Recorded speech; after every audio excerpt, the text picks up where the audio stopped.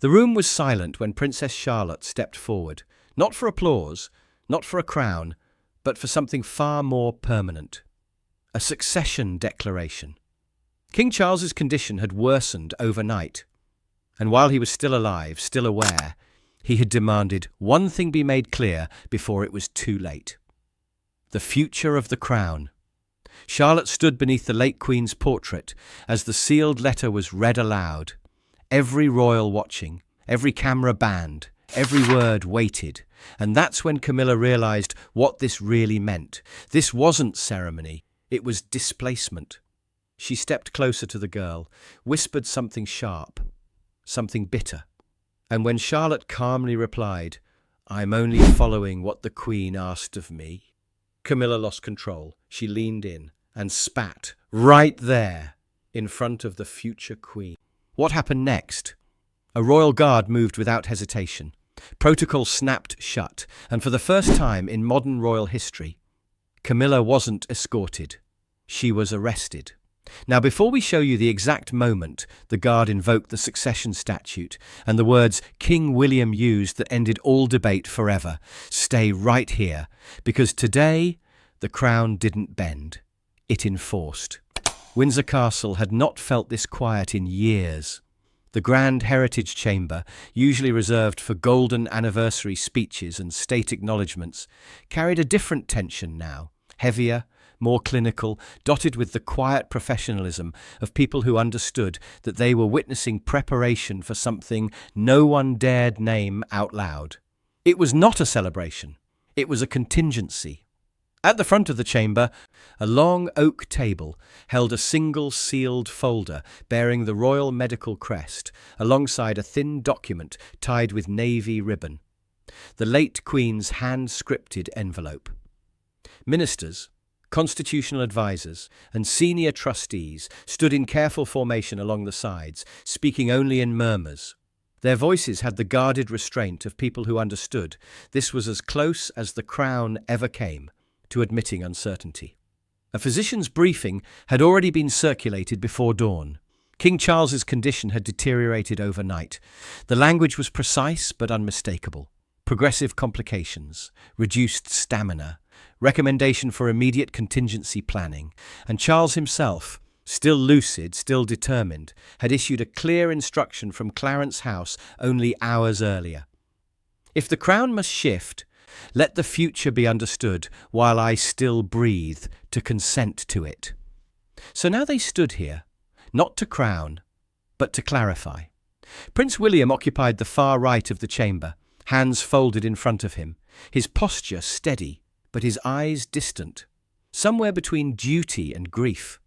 Catherine stood beside him, composed as ever, though the faint tension in her jaw betrayed her awareness of what this moment truly meant. Princess Anne observed from the opposite side, arms loosely crossed, her gaze sharp, knowing, anchored in decades of silent royal mastery. And only a few paces from the front stood Princess Charlotte. She looked impossibly small against the weight of the room. Her navy ceremonial coat cut perfectly, her hands folded gently, chin lifted with quiet grace that seemed far too developed for her years. Yet there was nothing rehearsed about it, no performance, only understanding. Queen Camilla stood near the rear side of the chamber, still titled, still present, but no longer central. Her eyes did not follow the late Queen's envelope as it was lifted by the senior archivist. She did not watch when the ribbon was loosened, nor when the thin parchment inside was gently unfolded. Her gaze had found one fixed point instead. Charlotte. The elder statesman's voice cut through the chamber as he read aloud the late Queen's confirmed wishes, words written years before, refined with ceremonial clarity, identifying Charlotte as the living continuity of Windsor legacy, the symbolic cornerstone of future stability should succession accelerate. A ripple moved through the assembly. William exhaled barely. Catherine blinked slowly. Anne dipped her chin in acknowledgement. Charlotte did not react dramatically. She only listened. Her face calm, eyes attentive, aware of exactly how much history was being placed before her without being forced upon her. And behind that stillness, Camilla shifted. Not dramatically, not openly, just enough for those closest to notice. Her fingers tightened against the leather of her clutch. Her posture stiffened, as though the air itself had changed around her. The words echoing through the chamber were not about continuity to her. They sounded like removal. Charlotte was invited forward, not to accept power, not to stand as monarch, but simply to acknowledge the Queen's guidance and Charles's instruction, while he remained able to sanction the clarity himself. She stepped forward quietly, and as her shoes touched the polished floor, every eye turned to the same truth at once. This wasn't a girl stepping into recognition. It was a future being secured. And from the back of the chamber, Queen Camilla watched with a growing awareness that the throne was no longer adjusting around her presence. It was moving past it. Charlotte did not hurry when she stepped forward. There was no stiffness in her shoulders, no rehearsed solemnity, just a quiet, natural composure that settled the atmosphere without a word. Her gaze moved briefly to William, then to Catherine, finding silent reassurance there, before returning to the long table where the Queen's letter had rested moments earlier. "Your Royal Highness," the senior trustee said gently, "this is only an acknowledgement, nothing more." Charlotte nodded once. "I understand." Her voice, though soft, carried across the chamber with unexpected steadiness. It wasn't the voice of a frightened child, or of someone pretending to be braver than she felt. It was simply the voice of someone who knew the room had changed, and was willing to meet it as it stood. William's eyes never left her. There was pride there, unmistakable, but also something heavier. The weight of a father knowing that his daughter had just crossed an invisible threshold not defined by age, but by history. Catherine clasped her hands more tightly, a restraint of emotion rather than its absence. Princess Anne watched with a knowing calm, her expression unreadable but not unsympathetic. Camilla did not move. The shift around her was quiet but absolute. Conversations stilled. The subtle hierarchy of the chamber realigned, as though the air itself had recalibrated its gravity toward the child now standing at the front. Charlotte's words were brief. She spoke only of honouring her grandmother's memory, of standing where she had been asked to stand, of remembering that legacy carried responsibility, not entitlement. There was no arrogance in her tone, no defiance, just acceptance. And that acceptance echoed more powerfully than any declaration. A murmur followed when she stepped back from the table. Not applause, not ceremony, recognition. William's lips shifted almost imperceptibly, as if suppressing the urge to reach out and steady her himself. Anne tilted her head, an approving flicker in her eyes, before returning to measured neutrality. Camilla's expression, however, had changed completely. Her gaze no longer reflected quiet observation. It carried tension now, sharper, more unsettled.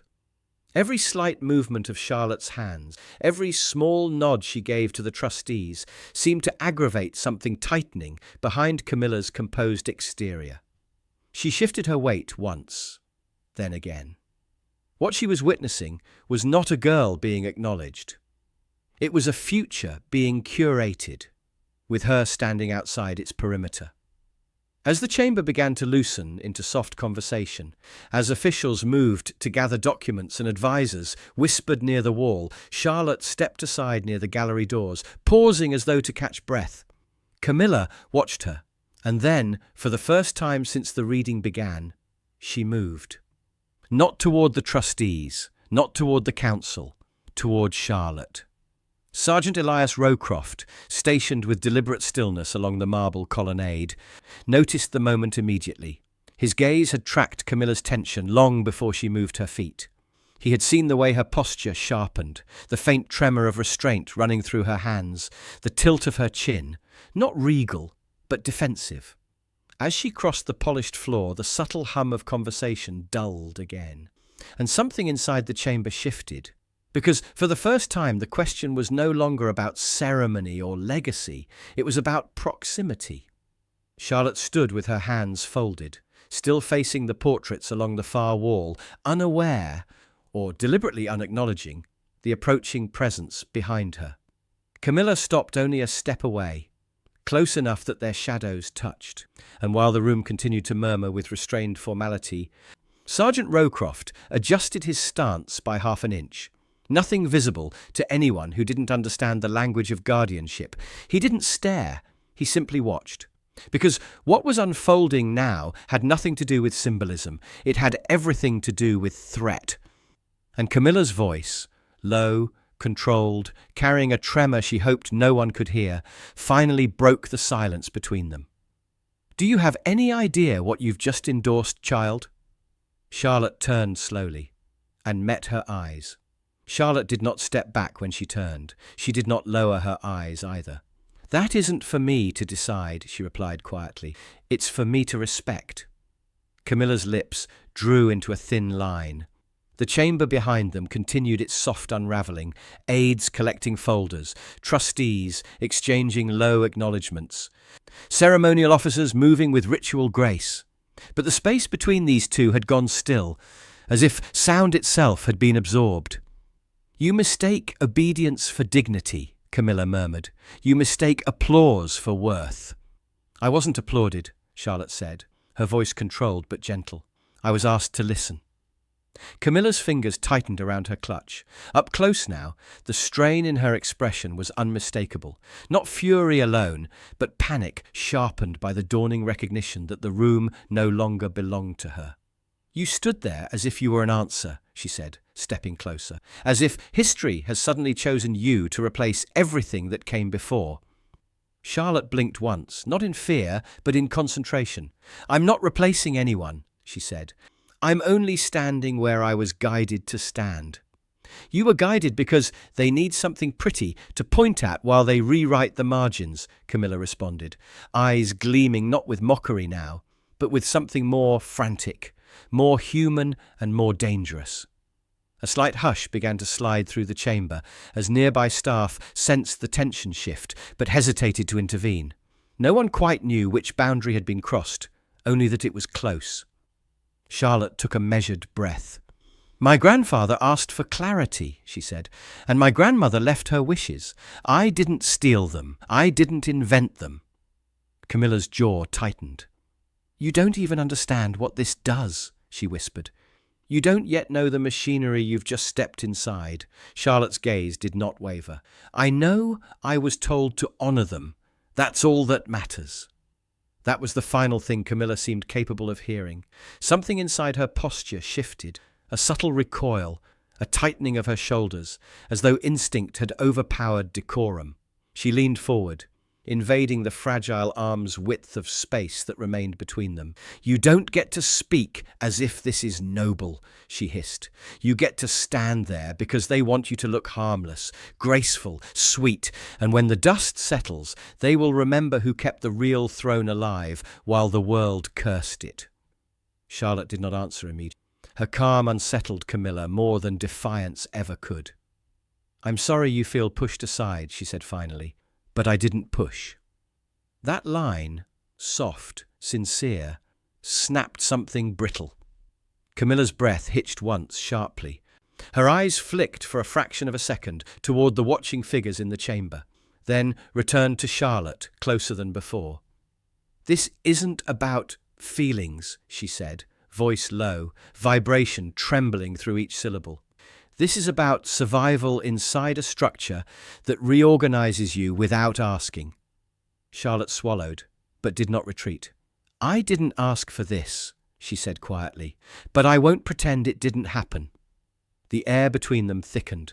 Camilla's expression hardened, jaw set, lips pressing thin as though holding physical strain behind them. Her breathing shortened, controlled, trembling, and then, without further warning, she leaned forward sharply and spat. A single motion. Deliberate. Intimate. Humiliating. The sound was barely perceptible amid the chamber's soft background noise, but the act itself cut through the space like glass, shattering in silence. Charlotte froze. A stunned hush rippled outward as nearby witnesses instinctively fell still. The rustle of silk and the faint hum of chandeliers became suddenly magnified, as though the building itself had registered the rupture in order. Sergeant Elias Rowcroft was already stepping forward. He did not shout, he did not rush, but his movement was precise. Camilla's posture remained rigid, eyes oddly blank now, as if she herself had not fully registered what she had done. Charlotte did not cry. She did not wipe her face. She simply stood there, eyes widened, body locked in the fragile stillness of shock, as the moment rippled through the room and all conversation died completely. Around them, feet ceased to move. And for the first time that day, the space was no longer filled with protocol. It was filled with consequence. Rowcroft closed the distance between them in 2 measured strides, placing his body at a respectful but immovable angle between Camilla and Charlotte. His voice was calm, but every word carried weight. "Step back, ma'am." And the chamber did. Camilla did not move at first. She stood where she was, eyes fixed not on Charlotte now, but on the line of scarlet in front of her, the uniform, the posture, the deliberate stillness of a man who no longer represented ceremony but authority. Sergeant Elias Rowcroft did not touch her. He did not glare. He simply became the space that could no longer be crossed. "Step back, ma'am," he repeated, his voice even, composed, entirely without emotion. It was not a request. A murmur rippled through the chamber. Footsteps stilled. Folders were lowered mid-air. Somewhere a glass clinked against a saucer and froze in place. Camilla's lips parted slightly, incredulity flashing across her face. "You will not speak to me in that tone." "I am not speaking in a tone," Rowcroft replied calmly. "I am issuing a formal instruction." Charlotte remained behind him, silent, still composed. A court aide finally stepped forward and offered a cloth, but she only nodded faintly, her eyes never leaving the point where Camilla's authority had fractured. Rowcroft did not look back at her. He did not need to. "Your conduct constitutes physical assault against a protected royal minor," he continued, voice precise. "Under royal protection statute, this incident now falls under mandatory recordable violation." Camilla's jaw tightened. "This is monarchy," she said coldly, "not a courtroom." "The law governs both," he answered. Several heads turned toward them. Trustees exchanged tight glances. A ceremonial officer subtly gestured to halt movement near the doorway. This was no longer a matter of discomfort or decorum. It had crossed into legal terrain. "You will step away from Her Royal Highness immediately," Rowcroft added, turning his head slightly just enough to acknowledge Charlotte's presence without shifting focus from Camilla. "And you will remain here while martial protocol is confirmed." Camilla let out a brittle, restrained laugh. "You think humiliating me in front of the court will restore order?" "I am not humiliating you," Rowcroft said. "I am containing a breach." The words struck deeper than any raised voice could have. She glanced briefly around the room, as though searching for someone to overrule him, to soften the moment, to dilute what had just poured into existence. But no one stepped forward, no one spoke, because protocol now had a face. "Please return to your position," he said again, gesturing subtly toward the space 2 paces behind where she stood. For a moment she hesitated, then slowly, with a tension that seemed to pull through every muscle in her posture, Camilla stepped back, not in surrender, but under obligation. Rowcroft keyed his radio without breaking eye contact. "Command, this is Rowcroft at Grand Heritage. We have a confirmed breach involving direct bodily discharge against a minor in official succession confirmation context. Request immediate martial confirmation under Statute 4, B section." A pause. Then a cool voice returned. "Confirmed. Stand by. Maintain subject position." The surrounding air shifted again. Colder now, not in temperature, but in intention. This was no longer interpersonal. It was institutional. Camilla's composure wavered for the first time. Her eyes flicked toward Charlotte once more, not with fury now, but shock, as though she had only just begun to understand the scale of what she had done. "You are overreacting," she said, tighter now. This was a moment of provocation, nothing more. Rowcroft did not reply to the justification. He allowed the words to exist and dissolve. You will remain where you are, he said quietly.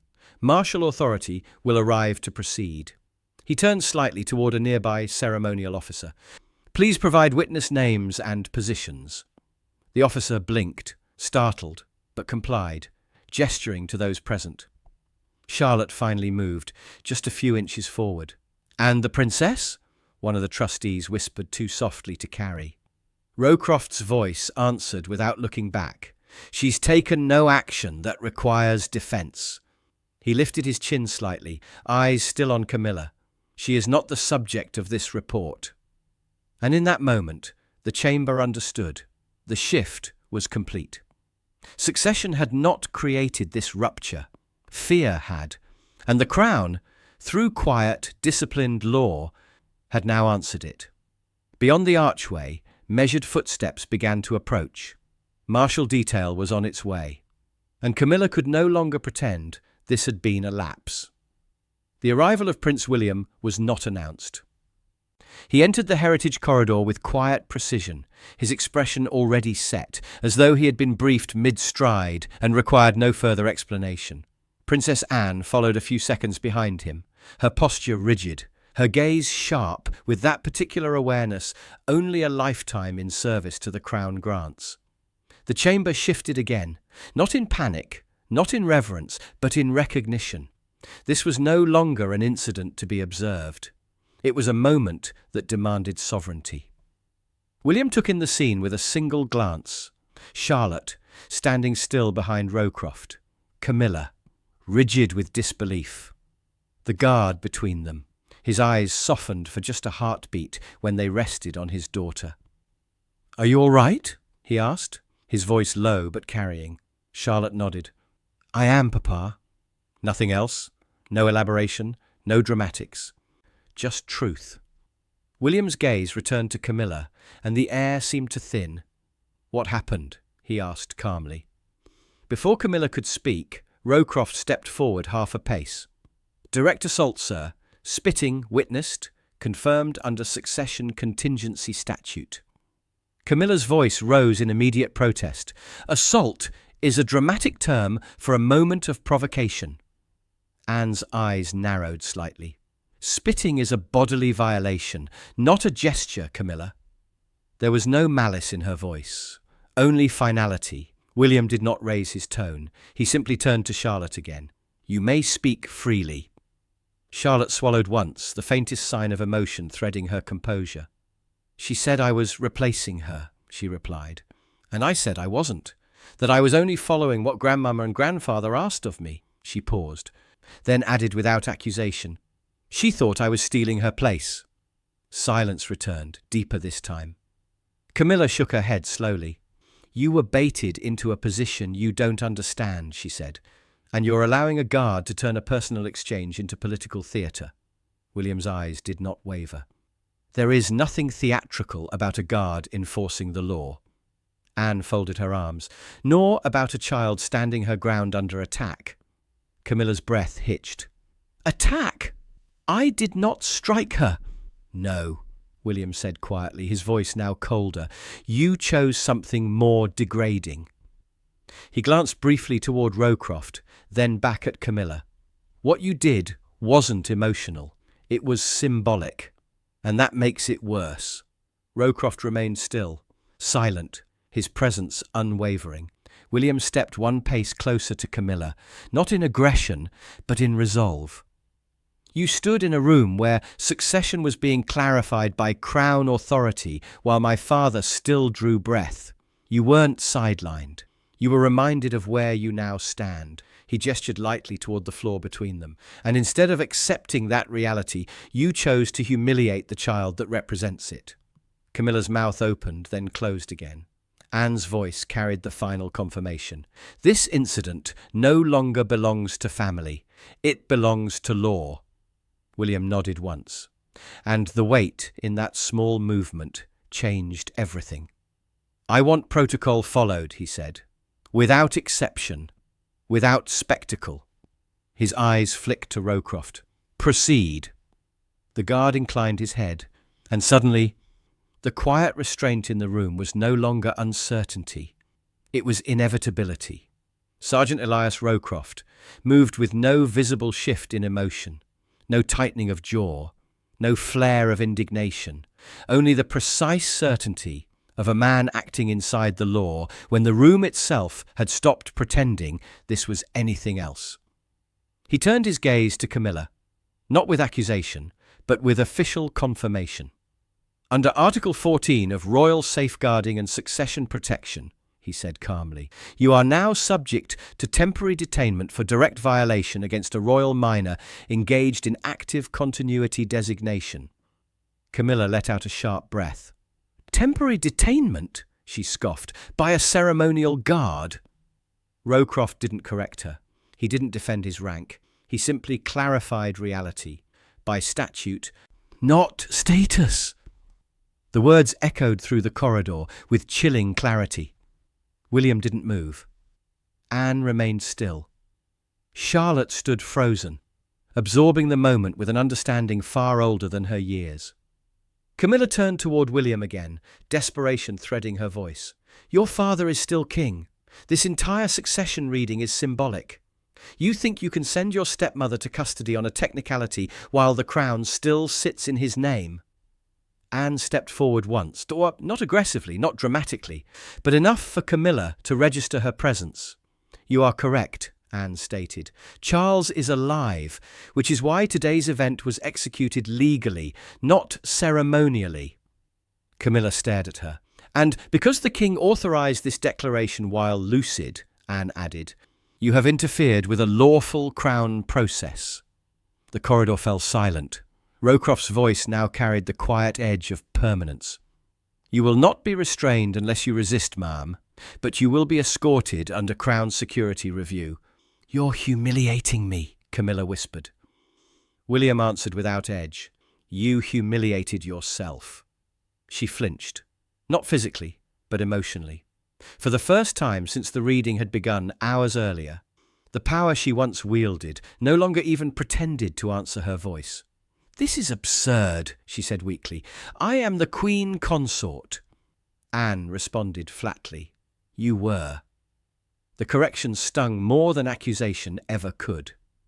Camilla glanced down the corridor, searching for a room, a witness, an outlet, anything that resembled home ground. But the palace no longer clave around her. Instead, it stood and waited. Rowcroft stepped forward again, not toward her, just into motion. 2 Crown security officers arrived within seconds, their presence seamless, controlled, respectful. One stood beside him. The other prepared escort clearance. "Please accompany us," Rowcroft instructed. "I will not be dragged through these halls," Camilla said, drawing herself upright. "I have dignity."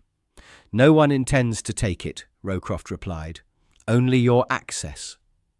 The precision of that sentence landed like ash. William spoke once more, not as son, not as heir, but as sovereign protector of structure. "This will not escalate if you do not." Camilla inhaled slowly, closed her eyes once. And in that stillness, the defeat was not loud, it was silent. When she resumed walking, it wasn't defiance, it was acknowledgement. The corridor cleared ahead as the party moved. No whispers, no gasps, only quiet footsteps against marble, as the past walked toward procedural consequence. Behind them, Charlotte exhaled once, so faint it might have been missed. William turned to her, places his hand briefly on her shoulder. "You did nothing wrong," he murmured. She nodded, not as a child seeking comfort, but as a future monarch understanding the cost of clarity. Rowcroft never once turned around, because his duty had already moved forward, and for the first time that day, the monarchy wasn't reacting. It was responding. The echo of footsteps travelled ahead of them, soft, controlled, relentless. Sergeant Rowcroft walked at Camilla's right side, the 2 Crown security officers positioned just enough behind her to maintain courtesy rather than force. There were no raised voices, no commands barked across hallways, no spectacle. And yet every corridor they passed through felt heavier than the last. Doors that normally remained open stood partially closed. Staff who had been moving freely moments earlier now slowed, then stopped, unsure whether to retreat or witness. Heads turned, eyes followed, not with triumph, not with cruelty, with disbelief. The woman who had once walked these halls as queen now walked them under escort. Charlotte watched in silence as Camilla passed from view, her eyes steady, her face composed, but something fragile moving behind them. William remained beside her. He did not rush to reassure her. He did not remove her from the moment. He let her see it for what it was. Not vengeance, not drama, but consequence. Anne stepped forward once the escort disappeared around the corner. "You handled that well," she said to Charlotte, her tone soft. Charlotte didn't answer. She simply nodded again. William looked at his daughter, measuring the weight resting on her shoulders. "You didn't provoke anything," he said quietly. "You stood where you were meant to stand." Charlotte finally spoke again, barely above a whisper. "She hated the idea of me being here." William sighed. "No, she feared it." The distinction hung in the air. Fear, not cruelty. Fear of becoming irrelevant. Across the hallway, two court advisers exchanged a muted glance. A junior orderly lowered their eyes as they passed behind William. Everyone knew what this meant now. From this moment forward, there would be no illusion of shared authority. The Crown had chosen. And its response had been clear. Rowcroft's voice echoed faintly through a nearby doorway as he calmly instructed procedural protocol to the security team. His tone never rose, never sharpened, never trembled. He did not enjoy this, but he did not avoid it either. Charlotte watched the corridor where Camilla had disappeared, her expression unreadable. Then she turned slightly toward William. "She won't be angry anymore, will she?" William paused, then answered honestly. "She won't have the opportunity to be." That answer carried both relief and sadness. Anne glanced briefly toward the flagstone floor, then back to her grandniece. "You've witnessed something few at your age ever should," she said, "but you faced it with composure worthy of your grandmother." Charlotte offered a small, respectful tilt of her head. The praise did not thrill her, it grounded her. As the palace returned to slow motion, as aides resumed whispering, schedules shuffled, ceremonial advisers recalculated the remainder of the day, one fact remained unspoken but absolutely understood. Camilla was no longer a presence at Windsor. She was now a matter of record. William looked down the hallway one final time, as if acknowledging the passing of an era, not ceremonially, not sentimentally, but with the clarity of a man who understood what duty required. Then he turned away and led his daughter forward. The Crown once again moved on, quietly, deliberately, without apology. The transition from palace to protocol happened without noise. Camilla was escorted through the Southern Service Gate and into a Crown security vehicle that bore no insignia, no flash, no symbolism, only quiet authority. The car moved through the outer perimeter without announcement, past iron gates that did not recognize titles, only clearance codes and legal confirmations. Rain had begun to thin the air, streaking soft lines down the window beside her. She stared through them, unfocused, hands folded in her lap. No one spoke to her. No one needed to. This was not a negotiation. It was history being archived in real time. The Crown Custodial Division sat on the edge of Windsor's restricted zone, a repurposed Georgian manor now used for internal breach processing, legal review, and sovereign safeguarding enforcement. Its walls were not ornate. Its corridors did not echo with grandeur. They existed for system, not ceremony. Camilla was guided inside.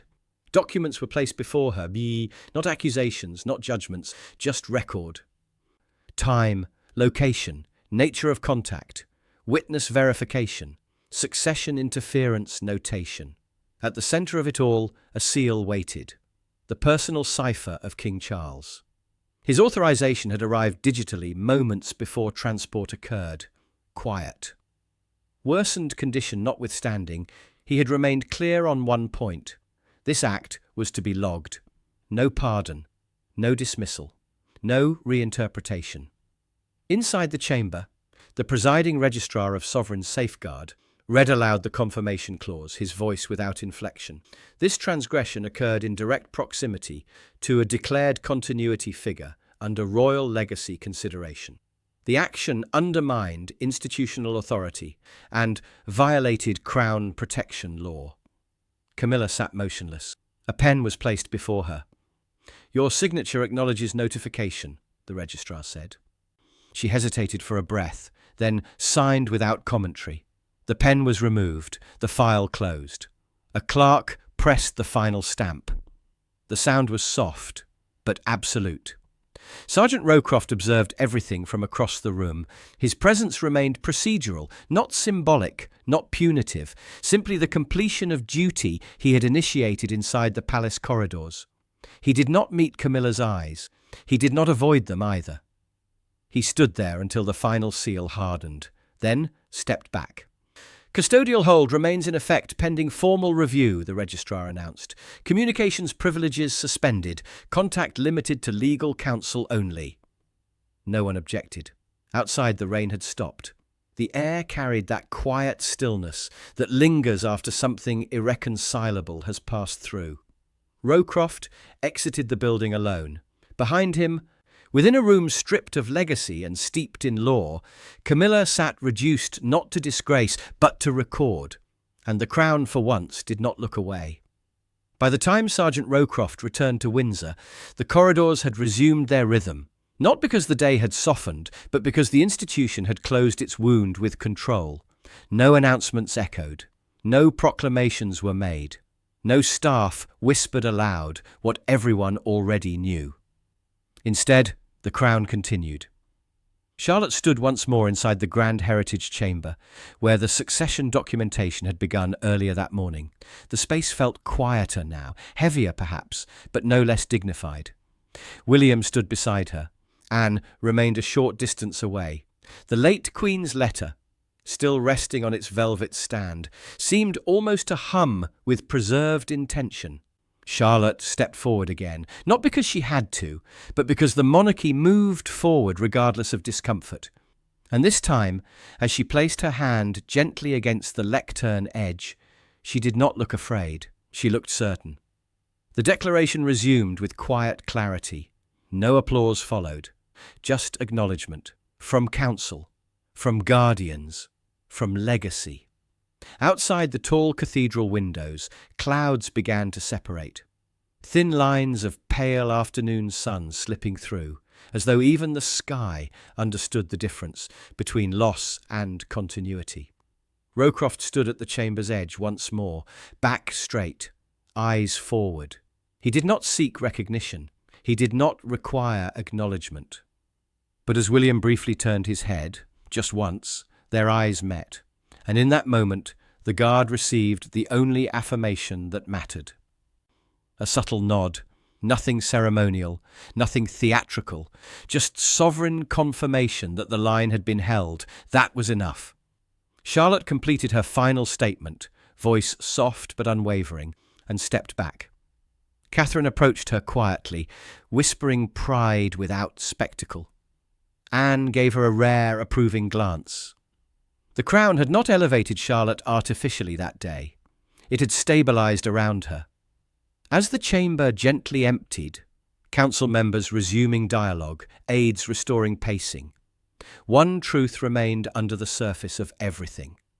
The institution had chosen law over indulgence, structure over sentiment, protection over illusion. Rowcroft turned slowly and resumed his post in the eastern archway. Not as a hero, not as a symbol, but as what the Crown had always required, a man who understood that sometimes the throne is protected not by praise, but by the quiet, unwavering presence of someone willing to stand still when it matters most. The walls returned to silence, but history had already been written, and it had not raised its voice to do so. Was the royal guard right to act against Camilla? Even with King Charles still alive, did Charlotte prove strength, or was she forced into power too soon? Tell us what you think in the comments below.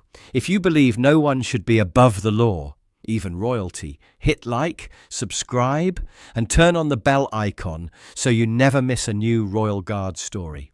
Share this video with someone who understands that real power lies in discipline. And choose one of the stories now appearing on your screen. We'll see you tomorrow, same time, with a brand new story.